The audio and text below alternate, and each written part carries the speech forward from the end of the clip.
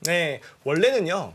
우리 그 3프로 PD들이 얼마나 유능하냐면 모든 이 흐름을 진행자들이 하는 대로 이렇게 따라와 주시거든요. 네. 그럴 수 있는 PD가 별로 없어요. 근데 오늘은 저희가 PD들한테 맞추도록 하겠습니다. 저희 때문인 것 같아요.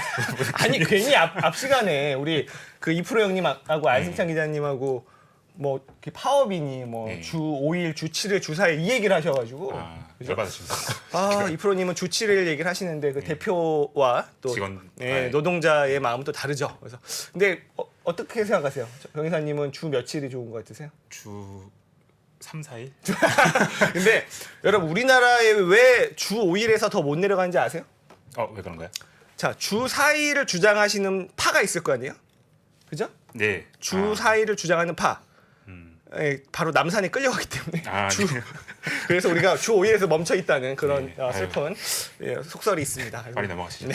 네. 그럼 첫 번째 순서 한번 모셔볼까요? 우리 미래에셋증권의 리얼 드래곤 진짜용 이진용 선임 매니저님 모시겠습니다. 안녕하세요. 네. 안녕하십니까. 네, 오랜만에 뵙습니다. 시원장님. 네.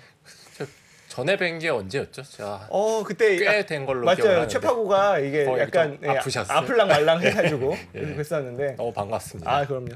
오늘은 제가 뭐 안 웃길 테니까 편하게 지난번에 방송을 못 하려가지고 웃긴 적 별로 없으신 것 같은데 왜 그러세요? 이게 나랑 코드가 안 맞아. 정의사만 코드가 네. 안 맞아. 네. 저랑 딱 코드가 맞는 분이어가지고. 한번 맞춰보시죠. 네. 네, 오늘 한번 시작해 볼까요? 뭐부터 보면 될까요? 예, 어제 미국 증시부터 말씀드리겠습니다. 시장은 좋지 않았습니다.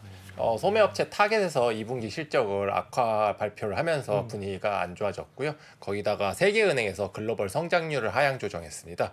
기존에 올해 초에는 4.1% 예상을 했는데 2.9%로 상당히 낮춘. 너무 낮췄어요, 너무 그죠? 시장은 그래서 이제 하락 출발했는데 옐런 의장 이제 옐런 재무장관이죠. 이제 재무장관의 청문회 이후에는 이제 반발 매수세 유입되면서 상승 마감을 했습니다. 나스닥이 0.94% 상승한 12,175.23포인트로 마감했고요. S&P 500도 0.95%, 다우도 0.8%. 오랜만에 이제 최근에는 보면 이제 전약 후강 흐름이 많거든요. 이게 상승 폭이 뭐 그렇게 크진 않더라도 그래도 그게 얼마나 반갑습니까, 그죠? 굉장히 이제 분위기상으로는 상당히 좋은 거죠, 사실은. 그쵸. 이게 우리 상승 추세가 조금 더 강하다는 반증이기 때문에. 소위 말하는 양봉 아니겠습니까? 양봉, 그죠? 맞습니다. 근데 요즘이요 미국 시장이 개장 전에 항상 이슈가 터져요. 진짜.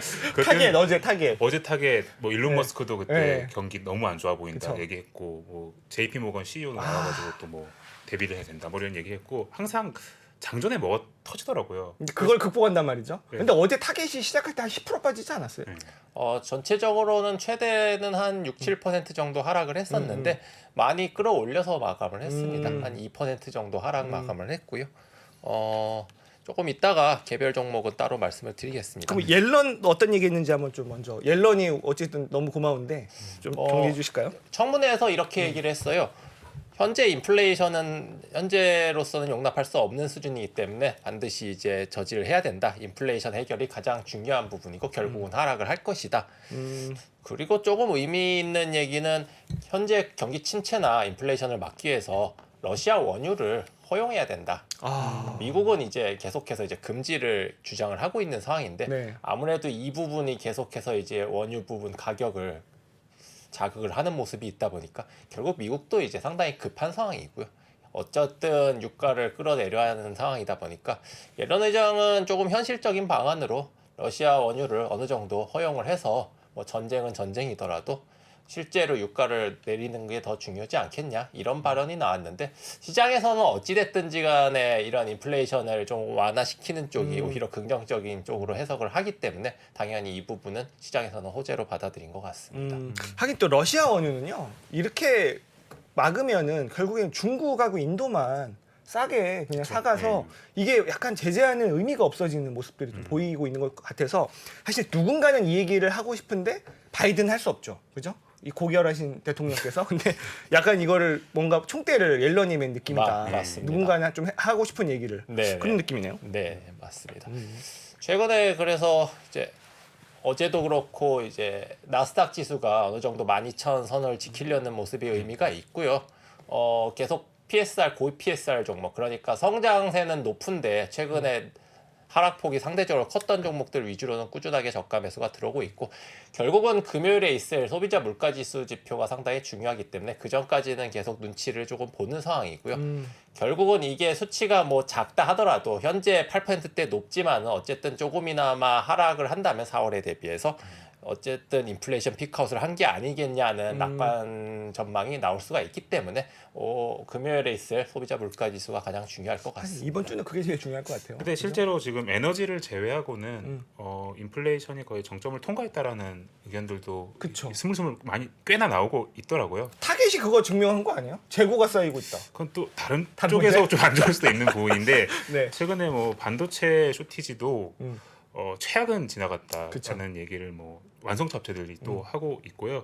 지금 주요 지수나 가격대들이 이제 정점을 찍고 이제 인플레이션은 약간 꺾인 거 아닌가. 그렇죠. 근데 에너지는 약간 에너지는 아직은 지금 문제예요. 그쵸, 에너지 농산물. 그리고 이번 주 금요일 말씀해 주신 것처럼 이제 CPI가 문제일 것 같은데 그래서 결국 코어 CPI가 더 중요하지 않을까. 그러니까 유가가 지금 120불인 건 다 아는데 그런 헤드라인은 뭐 크게 기대를 하지 않더라도 예상도 보니까 8.3, 8.3이더라고요. 예, 8.3 뭐 아니면 뭐 8.2 정도 네. 아주 조심스럽게 좀 코어만 나오고 있습니다. 떨어져도 그죠? 그렇죠. 유가는 아까 그 얘기하셨는데 자 이거 유가 못 잡으면 11월 중간 선거 필패예요, 필패. 그래서 아마 별하별 모든 걸 다 동원하지 않을까 싶긴 합니다.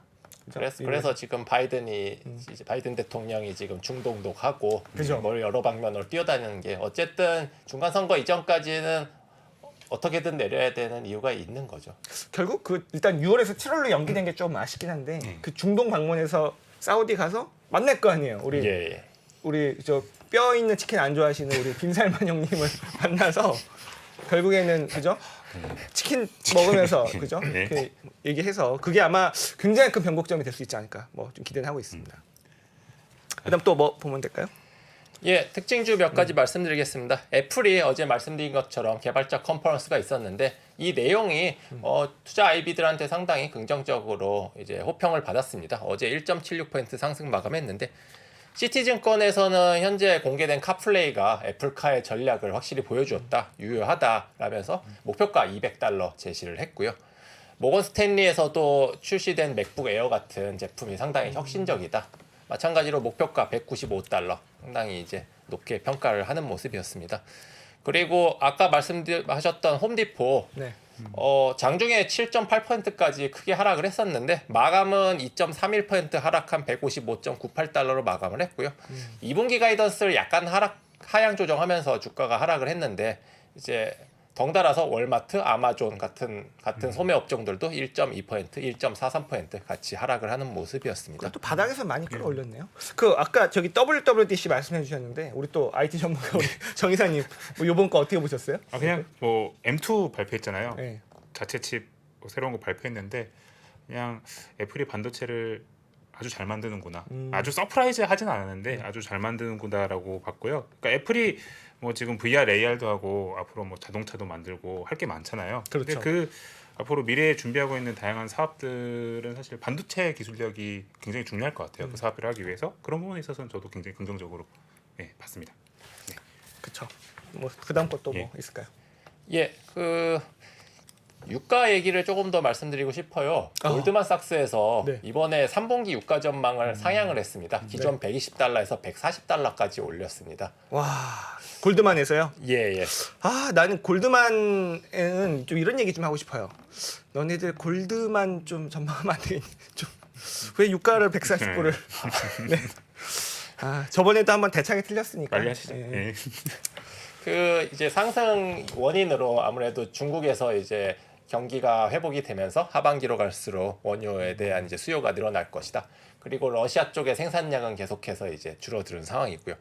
또 하나는 각국의 이제 원유 비축량이 상당히 줄어들었다는 부분인데 작년부터 최근 몇 개월 동안 각국에서 원유 비축률을 상당히 방출했습니다. 왜냐하면 유가를 진정시키기 위해서. 그게 이제 미국이라든지 영국, 한국도 상당히 방출을 했어요. 그러니까 우방국들이 급등하는 원유를 막기 위한 수단으로 비축률을 방출을 했는데 미국 같은 경우는 2020년에 6억 5천만 배럴이었던 비축유가 현재 5억 3천억 배럴, 그러니까 한 20% 상당히 많이 줄어들었습니다. 많이 굉장히 썼네요. 급격하게 줄어들었거든요.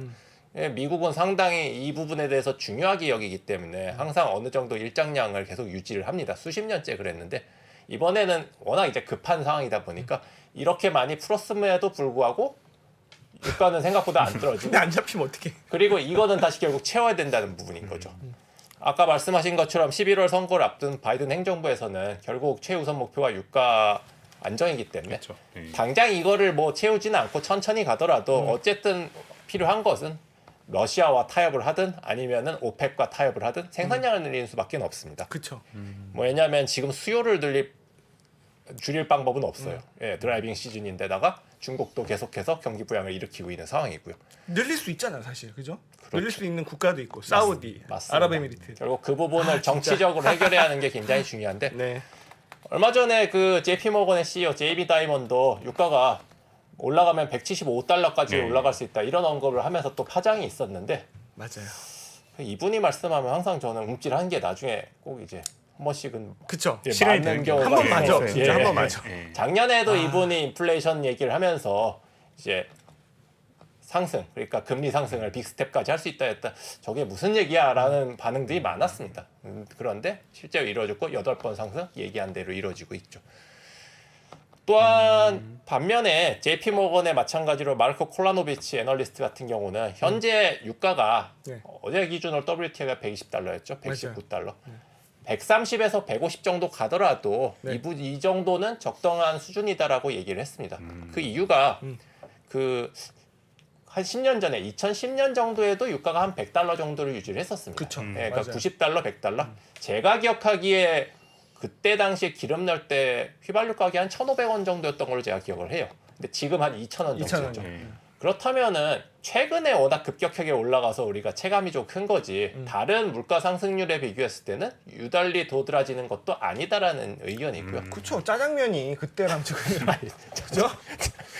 근데 저는 감내 못 하겠어요. 이거는 예, 주유소 갈 때마다 힘듭니다, 진짜. 보고 그러니까 있으면. 이제 예. 뭐 낮아진 어떤 유가라든지 이러한 식료품 가격이 다른 상품들의 가격에 비해서 오른 거에 유달리 비해서. 오른 게 그쵸. 아니다. 음. 예, 비중을 생각했을 때는 비슷한 수준이기 때문에 예. 네. 지금 경제력으로는 감내할 수 있는 수준이다. 오히려 이런 의견을 제안도 했습니다. 반인반수잖아요, 이 사람이. 그죠? 이 사람 말대로 좀 됐으면 좋겠네. 그렇죠. 약간 방심하는 것 같은 느낌도 들기도 하고요. 근데 조심해야 될 것 같습니다, 전체적으로. 예. 그리고 뭐 그 추가로 예. 어제 또 원유 기업들이 그래서 상당히 강했죠. 셌습니다. 예. 얘네 언제까지 계속 가요? 엑슨모빌이라든지 쉐브론 이런 종목들이 4%대 강한 상승세를 보여줬는데 많이들 궁금하실 거예요. 그래서 과연 이 유가 기업이 적정가가 얼마인가 더 가는 게 맞는가? 그래서 오늘 한번 밸류에이션을 한번 말씀을 드려보려고 합니다. 그래서 한번 판단을 해보시면 되실 것 같아요. 엑슨모빌 같은 경우는 어제 종가가 103.37달러였습니다. 4.58% 상승을 했는데 올해 22년 예상 배당금이 3.5달러예요. 얘네는 분기 배당인데 이제 분기 한 0.9달러 정도 배당을 하니까 어, 내년도에는 아마 지금 추세로는 4달러가 훌쩍 넘을 거고요. 4달러라고만 가정해도 시가 배당률이 전제 4%니까 상당히 높은 수준이죠. 그러네요. 뭐 얘네는 항상 뭐 4, 5% 정도 고배당을 유지를 했었던 기업이긴 합니다. 현재 시가 총액이 4,300억 달러, 그러니까 이제 500조가 조금 넘는데 아, 올해 예상 EPS가 10달러. 10달러면은 PR로 치면은 한 10배 정도니까 그러네요. 쉐브론도 비슷한 수준이고요. 옥시덴탈은 훨씬 낮습니다. 7배 정도 수준인데. 그러니까 PR이 10배라고 하면은 그냥 수치만 봤을 때는 비싸다고는 할 수는 없죠. 차트랑 또 다르네요. 그죠? 체감이랑 실제 그쵸. 밸류에이션은 좀 이게 다르죠. 왜냐하면은 작년 같은 경우는 엑슨모빌의 예상 EPS가 6달러가 안 됐습니다. 한 5.5달러 정도 됐으니까 거의 이제 2배로 늘어난 거죠. 그러다 보니까 현재 주가 급등도 합리화가 되는 거죠. PR이 그래도 10배니까. 10배다. 그런데 내년에도 유가가 만약에 현재 가격 그렇게 급락을 하지 않고 유지를 한다. 예를 들어서 뭐 80, 70 이렇게 가지 않고 100달러 수준만 유지하더라도 이 EPS가 크게 꺾이기가 힘든 게 엑슨모빌 같은 경우는 지금 이제 전형적인 시클리컬 업체잖아요, 사실은. 그쵸. 시클리컬 업체로서 상당히 잘하고 있는 모습을 보여주고 있는 게 이 시크릿컬 업체들은 돈을 잘 벌 때 재무 구조를 개선하고 사업을 계속 확장해서 안 좋을 때를 대비를 해야 되는데 지금 이 작업을 굉장히 잘하고 있는 거예요. 그러니까 재무 구조 개선이나 기업 구조 효율화를 지금 상당히 잘하고 있는 상황이고요. 엑슨모빌 같은 경우는 유가의 손익분기점, 그러니까 이제 유가가 어느 가격 이상이어야 이제 수익이 나느냐는 부분이 현재 $37 정도입니다. 그러니까 $37 말도 안 되는 얘기죠. 인데 이게 이제 향후 3년 이내로 $30까지 낮추겠다. 현재 계획은. 체질 왜냐하면 개선이 확실히 체질 개선을 네. 통해서 상당히 선순환인 거죠. 무서운 기업이네요. 제 기억에 그 버핏이 투자한 옥시덴탈 같은 경우는 한 $60 정도로 기억을 하는데 그게 그래서 정상이 아니야 그게 그죠? 그래서 이제 그 옥시덴탈 같은 경우 주가 변동률이 엑슨모빌보다는 훨씬 컸죠. 예. 그렇다면은 이제 엑슨모빌은 뭐 실제로 유가가 조금 급등을 하거나 급락을 하지만 않는다면 어느 정도 일정한 수준을 유지한다면 상당히 이제 향후 몇 년간은 퍼포먼스가 상당히 괜찮을 가능성이 크고요. 미국의 에버코어라는 증권사에서 어제 투자 의견 상향을 하면서 목표 주가를 $110를 제시를 했는데 네. 현재 이제 사이클 자체가 장기적이고 강력하다. 특히 이제 고무적인 게 ROE가 현재 15% 정도에서 17%까지 상승할 것이다. ROE가 상승을 한다는 건 상당히 고무적인 일입니다. 그렇죠. 왜냐하면 이게 소위 말하는 혁신 기업은 아니거든요. 예. 혁신 기업이 아닌 말 그대로 전통 기업임에도 불구하고 ROE 17%는 상당히 이례적인 수치라고 볼 수가 있고요. 향후 5년간 그래서 이런 수치를 통해서 강력한 배당과 자사주 매입을 진행을 할 것이다. 버핏이 그러면은 다시 돌아와서 네. 옥시덴탈을 왜 샀을까? 버핏은 계산이 네. 지금 시크릿컬 주식이기 때문에 만약에 유가가 빠진다면은 옥시덴탈도 주가가 일시적으로 빠질 수는 있습니다. 네. 그러나 버핏은 확신을 하는 거죠. 이 회사가 뭐 실적 자체가 조금 늘거나 줄 수는 있지만 향후 몇 년간은 꾸준하게 날 수밖에 없다. 그것도 크게 날 수밖에 없다라고 보는 거죠. 그러니까 유가가 $100 정도만 유지를 하더라도 옥시덴탈의 실적은 예전하고 비교도 할 수 없이 계속 나는 거죠. 지금처럼 계속 나면 더 좋은 거지만은. 그리고 제가 볼 때는 버핏은 결국 인플레이션에 베팅을 한 것 같습니다. 그러니까 유가가 그렇게 크게 빠지긴 어려울 것이다라고 보는 것 같고요. 결국은 이런 이제 원유 기업들의 강력한 배당이라든지 그렇죠. 예, 자사주 매입 같은 주주 환원 정책을 상당히 긍정적으로 평가한 게 아닌가. 그렇다면은 저희 투자자 입장에서 네. 이런 원유 기업들, 엑슨모빌이라든지 옥시덴탈 페트롤리움을 장기적으로 투자하는 게 좋은 것인가? 궁금해요. 저 개인적으로 올해 초부터 두 가지 섹터 정도는 이제 편입을 했으면 좋겠다고 생각을 했 부분이 네. 하나는 이제 방산 업체, 아.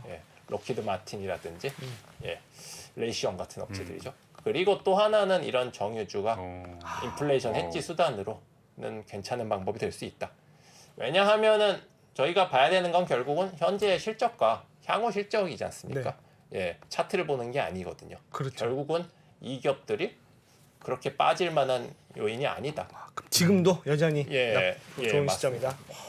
이게 근데 버핏을 보면은 또 약간 좀 다른 거 하나 있는 게 과거에 그가 처음에 코카콜라를 샀을 때는 한 50년, 한 70년 보고 샀을 거란 말이에요. 근데 지금 주식을 보면서 한 몇 년을 보고 사실까요?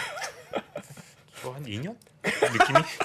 솔직히? 한 30년 보고 사지는 않으실 것 같아요. 그런 느낌은 아닙니다. 그래가지고 오히려 이제 약간은 그 단기 투자를 하시는 분들은 오히려 더 버핏을 참고할 만하고. 근데 유연하신 거죠. 그죠. 유연하시고. 그만큼 잘하시는 거죠 또. 세상의 흐름을 잘 본인의 읽으시고. 또 남은 여생과 함께 또 이런 투자를 하신다는 네. 게 그래서 위대한 투자자가 위대한 아닌가 투자자네. 그런 생각도 드네요. 맞습니다. 맞습니다.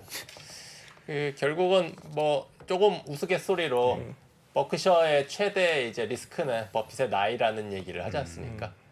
그런데 이런 현재 갖고 있는 포트폴리오도 보면은 과거하고는 상당히 바뀌었잖아요. 네. HP라든지 처음 예상하지 못하는 기업들이 들어갔는가 하면은 뭐 시티그룹도 교체를 했죠. 얼마 전에 매수를 했죠. 이런 정유주도 신규 매수를 상당히 강력하게 하는 거고 그런 나이에 걸맞지 않은 그런 유연함이 굉장히 그의 최대 강점이 아닐까 그렇게 개인적으로 생각을 합니다. 약간 구조적인 성장 스토리를 잘 읽으시는 것 같고 뭐 이번 유가 같은 경우도 그렇고요. 그 속에서 크게 욕심은 안 내시는 것 같아요. 네. 맞아요. 약간 거기서 엄청 욕심을 내서 막 비싼 주식을 절대 안 사시잖아요. 맞아. 딱 그 선을 잘 유지하시면서 정말 위대한 투자자가 계속 되어 가시는 느낌입니다. 진화하는 위대한 진화하는, 투자자. 예. 그죠? 나이가 들어도. 본인이 항상 주장하는 돈을 잃지 않을 것이라는 첫째 명제를 본인이 가장 잘 예. 지키고 있는 것 같아요. 멋있어요. 쉽지 않은데 대단하십니다. 예. 네, 뭐 오늘 여기까지 할까요? 우리 또 뭐 예. 어제 이어서 오늘까지 우리 소개해주신 미래에셋증권의 잠실 네. 투자센터 잠실에 드래곤? 계시죠? 예, 네, 리얼 드래곤. 리얼 드래곤. 아, 진용. 진짜 네. 용 이진용 선임이진. 감사합니다. 감사합니다. 미국, 중국, 러시아 이런 나라들의 움직임에 대해서 관심이 어느 정도 생겼는데 거기에서 우리는 과연 뭘까? 우리는 체스판의 말이 아니다라는 생각을 좀 해보면 좋겠어요. 어떻게 생각하세요? 우리 편 누굴까를 좀 더 고민할 수 있지 않을까 싶어요. 뒤집어 질문을 해보면 그러면 아시아에는 우리 친구가 있을까요? 제가 지구본 연구소 진행하면서 사실은 되게 마음에 좀 걸리는 이만한 짐이 하나 있어요. 우리 옆에 있는 동남아를 내가 모른다. 우리가 처해 있는 아시아라는 지역을 자꾸 방관하고 유럽이나 미국의 어떤 시각에 맞춰가지고 그런 이제 개별적인 지식 이런 것들이 묶여가지고 큰 흐름들을 만들어내는 이야기, 그런 경험.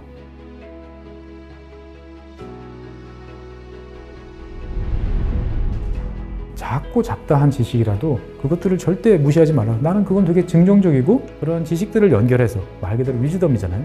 정말 현명해지고 뭔가 남들하고는 좀 차별화된 그러한 관점 그리고 그러한 비전